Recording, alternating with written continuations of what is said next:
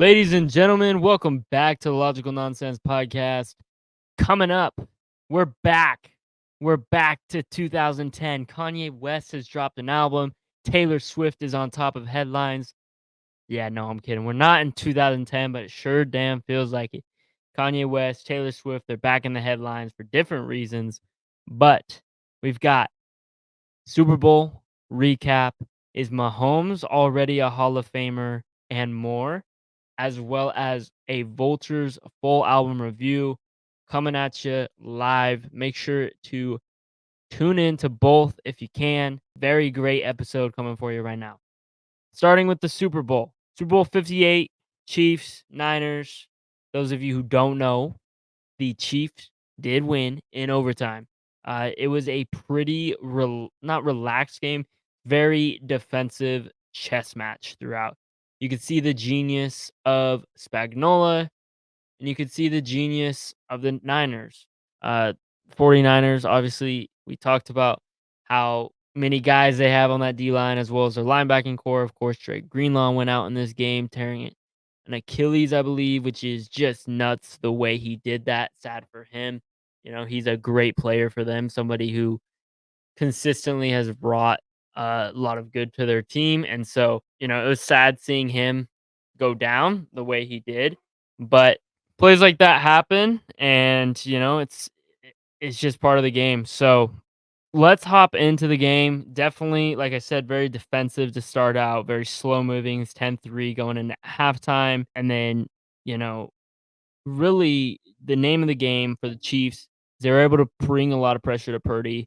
We saw a lot of blitzes coming at him. And really, what wasn't talked about enough, or hasn't been talked about enough, in my opinion, is how well they were able to shut down all of their key players. Debo didn't have a great game. McCaffrey had a pretty good game, but for McCaffrey standards, it was nothing special. And then George Kittle, I mean, I don't really remember him doing a ton on offense. So really was able to shut this team down. I felt like Purdy did what he could. Like it wasn't even Purdy's fault. It was just a very, very defensive mastermind game. Trent McDuffie had a hell of a game. Obviously he doesn't have the stats besides like pass deflections, but he is a player that needs his flowers. In this game, he was able to lock in on Debo Samuel, and because of his performance in this game, I really think he contributed greatly to this Super Bowl win, as well as Chris Jones. Chris Jones, like I said, got to the quarterback time after time, and this Chiefs was right in their face. And if you flip it, the Niners played a hell of a game. Like this went into overtime, and it was very defensive, very strategic. Uh, Bosa was getting to the ball. Gregory, we saw Randy Gregory play a great game. Chase Young play a great game. This defensive line was able to consistently get to the quarterback of Mahomes, contain him. Kelsey was shut down in the first half. I thought that we might finally find a team that can shut him down. He ended up having a pretty decent game by the end of it, but he was shut down for one half. Obviously, they made some adjustments, was able to get him the ball. I think that was necessary. Overall, very defensive, maybe not everyone's liking, but it is fun to see a coaching battle. That's what I love to see. And so seeing that was interesting to me, just to see the different philosophies and strategies both of them brought into this game, because they're obviously both very good teams and very good coach teams.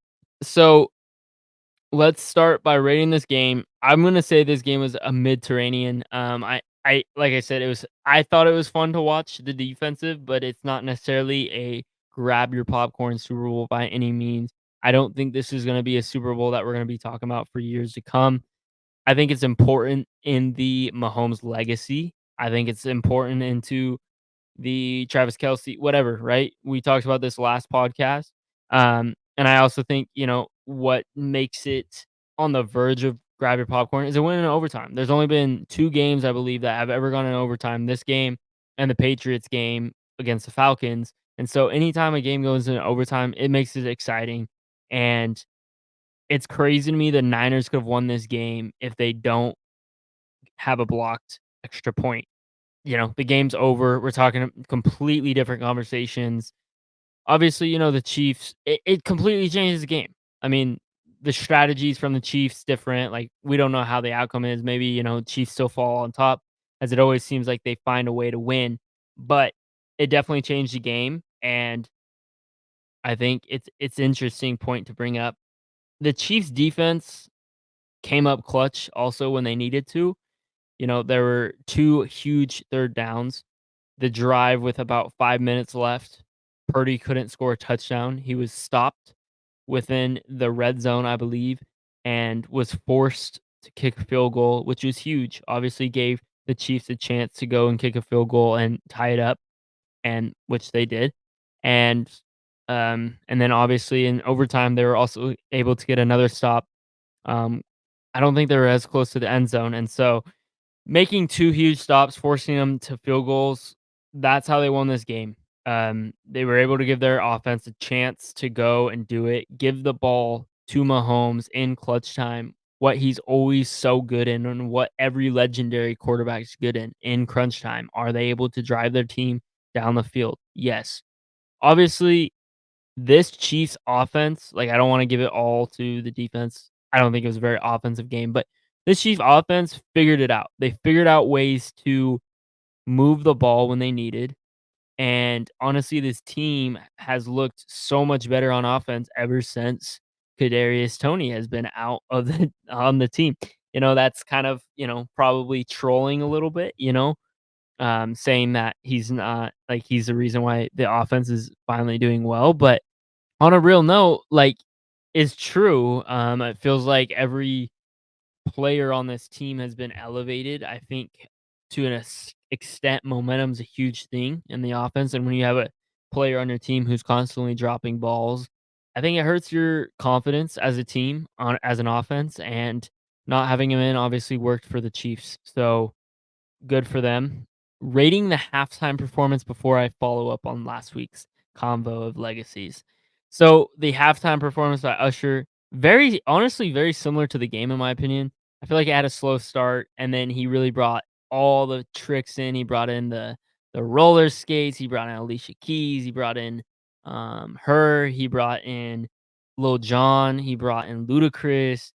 I thought it was a good show, and I think he entertained very well. So I'll go grab your popcorn, just barely though. I think it was on the verge of Mediterranean, just because I feel like the start was kind of Mediterranean, but definitely a great show by Usher, and yeah, grab your popcorn. So following up on last week's conversation, if you haven't listened to that episode with Dodge and Caden, go make sure to listen to that. But basically, we talked about beforehand the legacies of Patrick Mahomes, Brock Purdy, Andy Reid, and Travis Kelsey, and Kyle Shanahan. Let's start with the more let's start with more interesting one. Let's go to Brock Purdy. Brock Purdy, obviously, conversations are now being had. He's had a lot of hate on him, as we talked about last week, and many are calling him a game manager.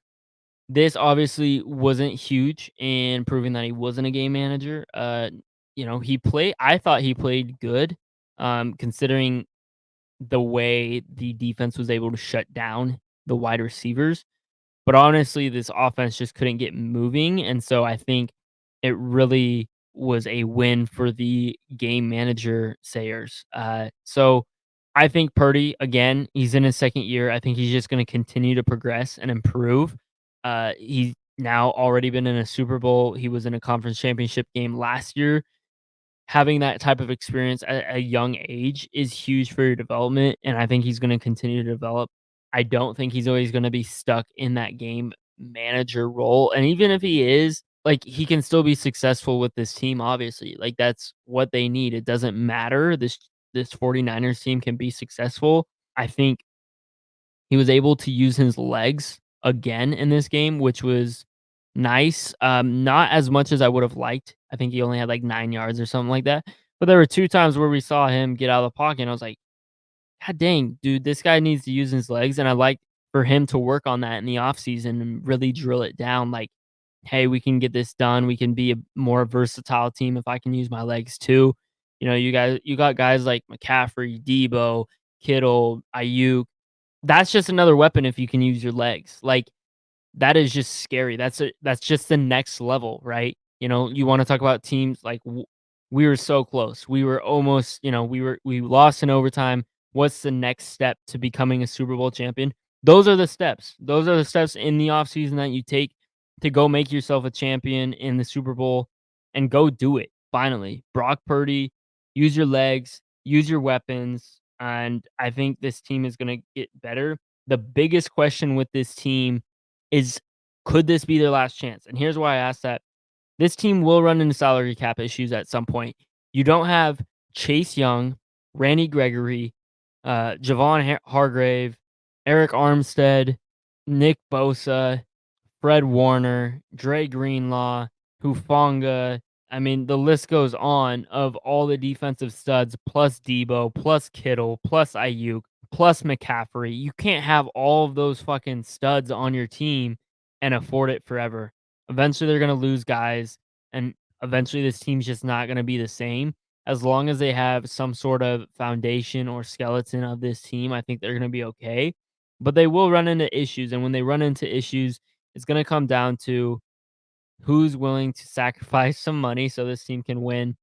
And so we'll see. I think this team will be around for a while. I think they've got a good coach in Kyle Shanahan, which we'll get to in a sec on his legacy. I think they've got a good coach in Kyle Shanahan. I think they've got a good system.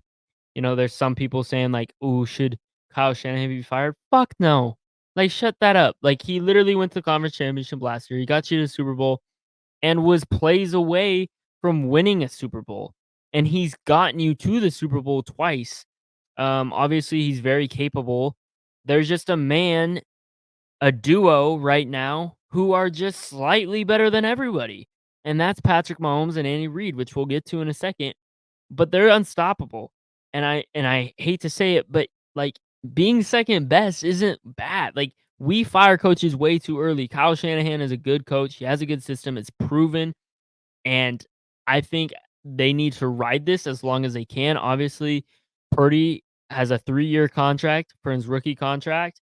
And after that's up, things are going to get a little shaky. Like I said, they're going to have to cut some guys or get rid of some guys or get some draft capital or something because a lot of guys are on their rookie contract. So we'll see who stays, who can stay because of the salary cap and what this team looks like in a few years. But if they can do it again next year, I think that's their best shot. This obviously, I think, was probably their best shot with this team. I think the team might look a little different next year, but I could definitely see the Niners making another appearance next year. That brings me to Kyle Shanahan. Kyle Shanahan is now 0-3, and I just kind of talked about it. I don't think we should be talking about him as like a bad coach or anything. I think he's going to be in a similar light to early Andy Reid. That might be a little bold take. I don't know, maybe a little hot take, but many forget that Andy Reid spent a majority of his beginning career without a Super Bowl. And he was always praised as one of those coaches, one of the best coaches in the league without a Super Bowl. I think we could see similar lengths with Shanahan until he does it. So I think for him to ever be considered as one of the great coaches, of course he's going to need one or two, but I definitely still think he's a great coach. I think he's top 5 coach in the league right now. Still, especially since Bill isn't no longer a coach, Pete's no longer a coach. I definitely think he's top 5 right now. So that's his legacy. I think flipping sides to Mahomes. Is Mahomes a Hall of Famer already? You look at his career, in 6 years he's been to, well, 6 years of start, he's been to 6 AFC championship games. And he's been to 4 Super Bowls, and now he's 3-1 in Super Bowls. The only person he lost to in a Super Bowl was Tom Brady. I think 3 Super Bowl rings, 3 Super Bowl MVPs, I believe, as well as 2 regular season MVPs. Some people can't even get that in their entire career, and this man has only been a starter for 6. He's 28 years old. If he were to retire tomorrow, I think he's in the Hall of Fame. He has a better resume than some quarterbacks will have their entire career. I don't know if Troy Aikman is or is not in the Hall of Fame. I don't know that off the top of my head. He has the exact same number of Super Bowls as Troy Aikman now, which is kind of funny because, like, obviously I don't think most people don't think he's like that great of a quarterback. It's something to be said. So I think he's a Hall of Famer already. I think it's crazy to think that he could continue this. He's obviously on path, you know. There's already early comparisons of Patrick Mahomes to Tom Brady. Much different players, but in a way similar paths. You know, they both went back to back. You know, Mahomes obviously, you know, it wasn't like Alex Smith got hurt or anything. He just got put in. But I think Mahomes' dominance and Andy Reid's dominance will be known. And that's the other thing about Mahomes winning this. This offense is not great. It's not at all. I'd say your best weapon obviously is Travis Kelsey. He's 35. He didn't have that great of a year. He had a great postseason, but he didn't have that great of a regular season. This offense didn't really have that great of a regular season. Look at Patrick Mahomes' regular season stats. He really didn't play that great. They just found ways to get it done. This defense was the best part of this team, but you still have to score points. And Patrick Mahomes was able to still score points. And that trickery at the end of the game, that's the shit that you guys remember. Patrick Mahomes is legendary. He's going to continue to prove why he's the best quarterback in the league year after year. And it's crazy to think how much talk we do in the regular season of, oh, like Lamar or, oh, like Dak or Purdy or whoever you want to insert who had a great regular season. At the end of the day, we're always talking about Super Bowls, right? And this man comes to play when it matters. It comes to play when he is in the postseason. He has similar parallels to Jordan or LeBron or whoever you want to put because there would be times where, of course, I'm not saying Patrick Mahomes had a bad regular season. He had a down year for himself, but he still obviously, had a good season. But, you look at similar parallels, Jordan, LeBron, if they have a down year in the regular season, for a fact they're going to bring in the postseason just like always. So it's very similar Mahomes, Brady as it is to LeBron and Jordan. The biggest difference is though, and one that will always get interesting to me, is Jordan and LeBron never were able to play. Mahomes and Brady played each other in a Super Bowl. And so we literally have a head-to-head matchup. And so I can see 10 years from now, some old head being like, well, Tom beat Mahomes, if it's even, right? So you have 7-7, maybe even the stats are better for Mahomes, right? Somebody's like, oh, Brady beat Mahomes though, so Mahomes can never be better than Brady. I mean, I could see the other side too being like, well, he was young, that was only his second Super Bowl that he ever been to. So it's going to be interesting. I'm excited. I think this type of stuff, obviously, I hate, the Chiefs. I'm a Broncos fan. This sucks for me to be able to see this dynasty unfold. And the fact that I probably won't see the Broncos in the Super Bowl for a very long time because of this, but it's cool to see another dynasty unfold right in front of our eyes, and I will be curious to see where it takes us. This could be it. This could be the end of the dynasty, or we could see another, 20 years or 15 years like we saw with the Patriots. So, and that brings me to Andy Reid. Again, before he got to the Chiefs, he was that coach, just like Kyle Shanahan, who was close but could never get the job done. He's now got it done 3 times. And now you're getting into conversations of all-time legends, John Madden, Bill Belichick, insert whoever coach you think is the greatest. He's now kind of starting to get into that conversation because he already has 3 Super Bowls. And he led other teams to Super Bowls. Obviously, he wasn't able to get it done, like I've said, like 4 times, but he was still able to do it. He's a great coach, and his system, again, works. Brings us to Travis Kelsey. Obviously, wasn't able to have a great first half, great second half. He might be one of the hottest topics in America, period, right now. Obviously, whether you want to talk about it or not, Taylor Swift, the whole situation, he's just blown up. I mean, he had a great year last year. The podcast blew up with Jason Kelsey. the podcast grew and grew, and then he won the Super Bowl, the Brother Bowl. Then he gets a ton of advertisements because it obviously super marketable person, super fun to be around, right? And then he freaking gets in a relationship with Taylor Swift, the biggest celebrity megastar right now, probably in the world, and it blows him up even more, and he wins another Super Bowl back to back. Absolutely nuts. It's like something it sounds scripted. It really does sound scripted. Obviously, I don't think it's scripted, but it sounds scripted. And so he's on top of the world. And again, we talked about it now. That this win could solidify him as the best tight end ever. I do think, again, like I said last podcast, Gronk had played longer and not got injured. I think Gronk still has it, but because of this win, Travis Kelsey is now in the lead, from my opinion.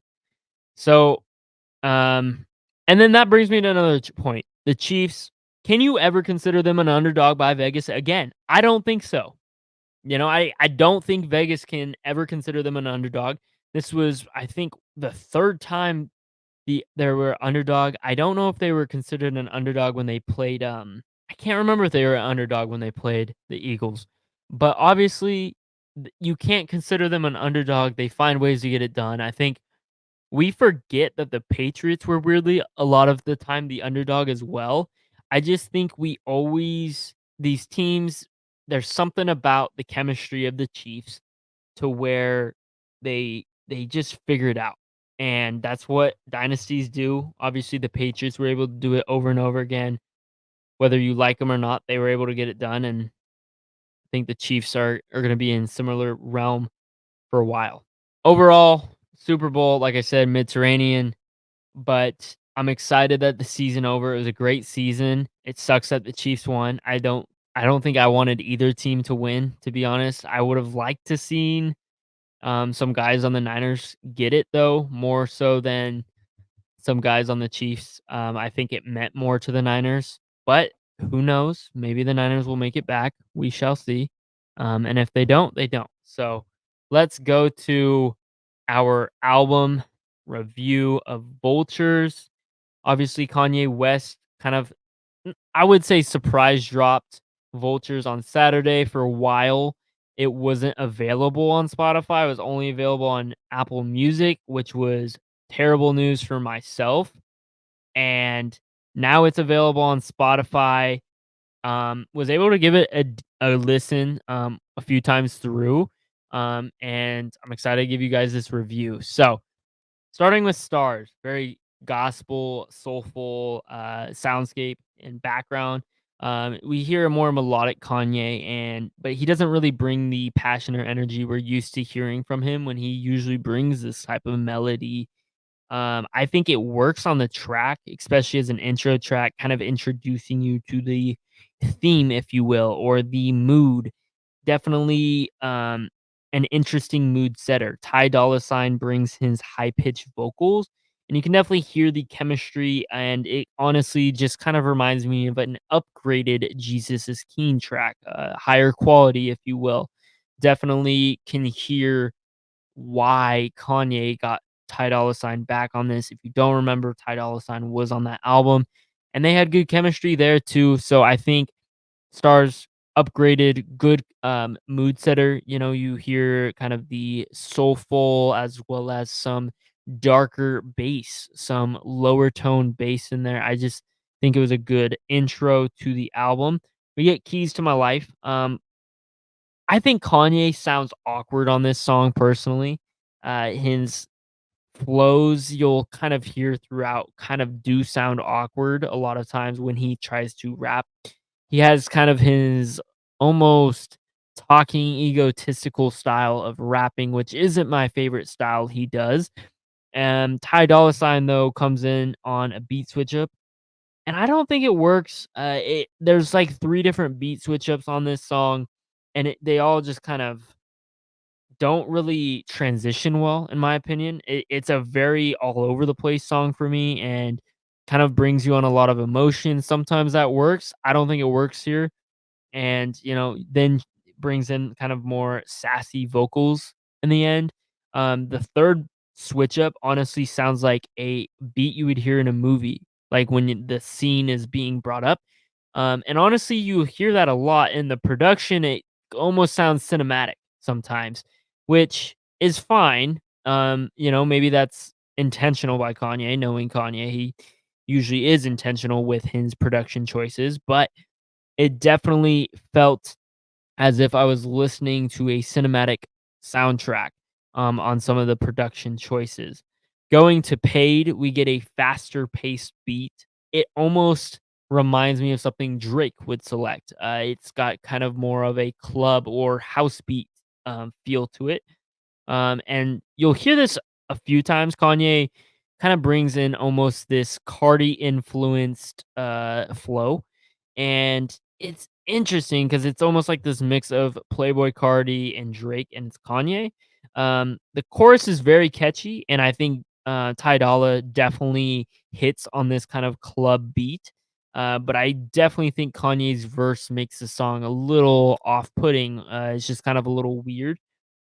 I think it's a very fun song. I definitely could listen to this over again, but the Kanye part wasn't my doing, so probably a skip for me. But I'll or not a skip. It's a play for me if I'm listening to the album again, but I'm definitely not on my playlist.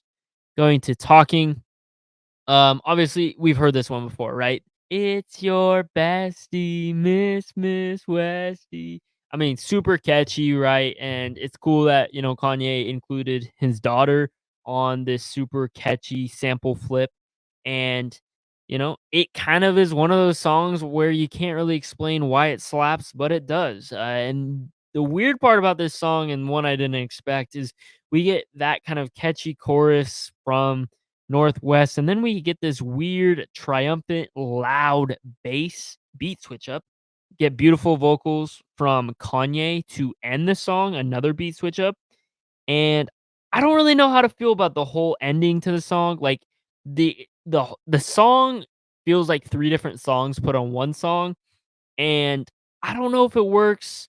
I think this is one where I'll have to listen to over and over again to kind of understand if I like it. At first listen, I definitely think it's one of those songs that I kind of got lost in because there's so much going on, so much beat switch ups, so much. So I think I need some time to digest it before I give it a yay or nay. But interesting song for sure. Going to to back to me. I mean, again, kind of a king of sample flip ups. This is a weird one though. Obviously, it's got that kind of a bratty, nerdy guy, I guess, sounding sample, and you know, continues to repeat.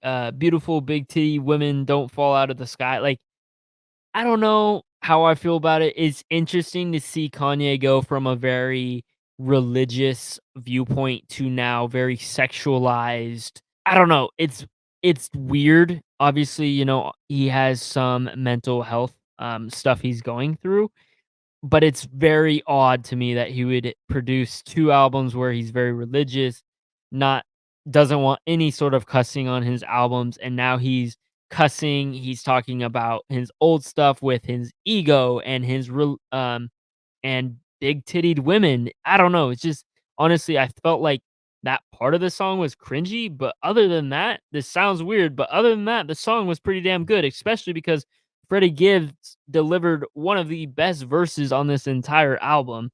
I mean, he goes so hard on his flows and is a beautiful addition to this song. He honestly probably saved this song, and I will continue to listen to this song because of Freddie Gibbs and his performance on this. Hood Rat, another one where the beat itself is fine. I think the sample gets very repetitive after a while, but honestly, the song content, Kanye's sound in this, melodic into rapping, and then Ty Dolla Sign chemistry back and forth between Kanye and Ty is a beautiful, soulful, emotional, and passionate kind of mix. I love this song. I think again, if you take out the kind of hood rat sample in there, I think this song's probably the best song, not the best, but one of the best songs on the album. I will still listen to it. I think Kanye's second verse on this song is kind of just average, but overall, decent song. Going to Do It. Nipsey Hustle verse to open is interesting. Then you get kind of this bass drop, and it's got a poppy feel to it. It's definitely Ty Dolla's wheelhouse. He's thriving on this beat for sure, and chorus is catchy. I think the beat is very like, head bopper. This song is a very commercial sounding song to me. Kanye comes in and kind of sounds more ferocious, and then he'll. It's interesting because he has this mix of going more ferocious into melodic, and I love it. And then YG, he kind of fits weirdly well on this song. I don't know. It's a dope track overall. I think bringing that many people sometimes can be a little hard, especially to combine all of them onto one track, and I think it was actually well executed. Going to Paperwork, it's kind of a bit more distorted sounding beat, especially after the last few of being more pop sounding or upbeat. And we get more of that fear or dark sounding beat that I was talking about. And Quavo comes in, and honestly, I think everyone is about average on this song. I don't want to say it's a throwaway song, but it definitely feels like I could do without it. It was just kind of average. Going to Burn. Now, this is probably the best song on the album, the best well executed song. I talked about this on my TikTok a little bit, but the sample flip on this has been used 3 times. Red Veil, PG Baby, Harden, Lil Wayne. Harden was the first time I heard it, and the sample, the production, the way that it's sampled, it's just beautiful. It's been sampled 3 times, all beautiful beats, and I'm starting to wonder if it's just a fucking good song because all 3 of those songs are goated, and this one more soulful, poppy, has a summery feel, makes you feel good, right? And I seriously think the sample is just goated to use. So if you want a good song, rappers, go to "Love Me or Leave Me" by Band of Thieves, and you're gonna get yourself a good ass beat. So Kanye, I think he brings a good verse on it. I think Ty Dolla brings himself on it. Everyone executed very well. The best song on the album, in my opinion. And I think it's a fan favorite as well. I think it has great potential. Good song. Fuck some. I mean, we go back to kind of the old Kanye, the more arrogant, cussing Kanye. And I don't know, this song's very repetitive to me. I think Cardi sounds good on this song, just because it's a very heavy bass, futuristic sounding, almost, I don't want to say rage song, but it almost leans towards that, and so I think this song works for that reason. Then we go to Vultures, kind of an underwhelming single. Obviously, this has been out for a while. I think this could have been like, I think he could have selected a better song to be his single for this album. But I definitely think in terms of atmosphere and mood setting, I think this does do that job for him. Carnival, kind of a stadium sounding beat. Obviously, you've got the cheers in the background, and he's making it for that reason. And it sounds kind of cinematic, like I was talking about earlier. Rich the Kid brings a verse that I haven't heard in a while. Honestly, I like the Rich the Kid verse, and I think he kind of slaps on this. Ty Dolla Sign brings a dope verse as well. Another ego sounding Kanye kind of gives you flashbacks to the mid 2010s. And, Cardi, I'm sorry, I'm not a fan of you. I can't listen to you. I could do without your verse. I just don't think he added anything to this song. It was like good, and you just came on and kind of just, "Eh, but yeah," I don't know. You just kind of mumble and scream, not scream, but you do this weird like spaz thing, and I just not a fan of it. Beg Forgiveness. This one is kind of like your theme song. Chris Brown is obviously on this. It's a very emotional song. It has a low bass, very deep vocals, kind of giving a feeling of curiosity, if you will. A very slow paced Kanye. He has his echoed effect at the beginning. I think he is kind of giving a speech to his kids of, I know I'm wrong. I know I'm bipolar, whatever. And I don't know. It's it's an interesting song from a lyrical standpoint and feels more emotional, but it's not necessarily one of those emotional Kanye songs that I'm gonna bump when I'm sad or going on a late night drive. It feels more catered to this album. Good, Don't Die, very melancholy beat. It feels like a Jesus is King drop, kind of a Jesus is King throwaway, if you will. Vocals are performed well by both of them. It's very soulful, but I feel like it kind of is sleepy, if you will. It just feels kind of problematic. Some real cringy bars on this one. I mean, it's just kind of a weird song, and same with King. I mean, this man's talking about being bipolar, anti-Semite, and he's still the king. Like, why is he bragging? What's your point here? Are you saying like people are messed up, or are you saying yourself are messed up, or are you saying both? Because like, I don't know, it's just kind of a weird thing to be bragging about, to be honest. So going to my logic method of rating lyrics, I think this was a much more egotistical Kanye. In the past, we're used to that. It's not his best work. We don't get a ton of like conceptually complex tracks on this. Um, but I think, he speaks about begging for forgiveness in that song. And I mean, you could say that King is complex, not really. I I guess it's complex because I don't necessarily understand what he's getting at. But I just think overall it was kind of just an okay lyrical album. I'll go 6.8 out of 10 for lyrics. On point production. Production had a darker theme. He had a wide range in the production realm. I think we've heard better from Kanye. I know Kanye's capable of better. But a bad Kanye production isn't bad. It was still interesting in perspective. So yes, we will give that one a 8.0 out of 10. Glorious flows. Ty Dolla Sign brought great vocals, which isn't necessarily flows, but I think you think about melodic flows, right? And it's very similar. And Kanye's melodic flows were also very good. I was very impressed by his melodic flows. Obviously, he's been working on this through albums like Jesus is King and Donda, and it worked on this.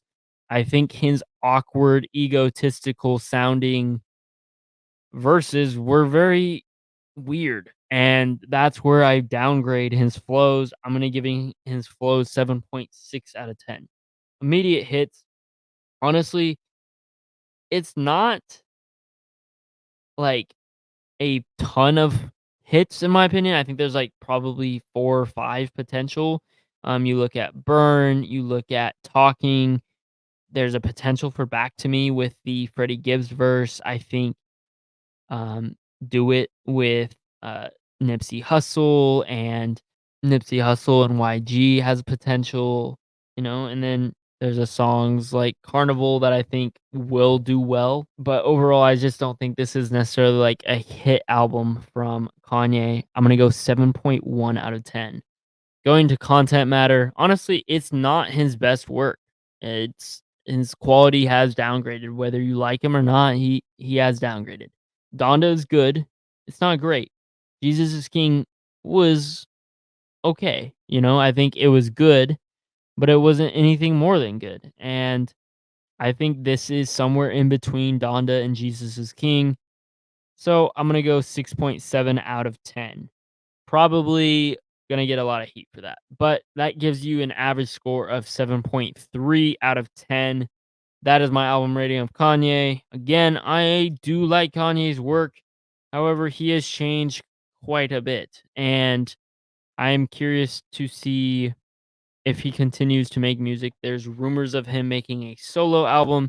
If he does so, hopefully it's different than this. I think he can just do better. So, thank you all for listening. If you've listened this far, I hope you enjoyed the episode. Make sure to subscribe on YouTube and follow on Insta and TikTok, bringing out clips every day. Thank you all for the support.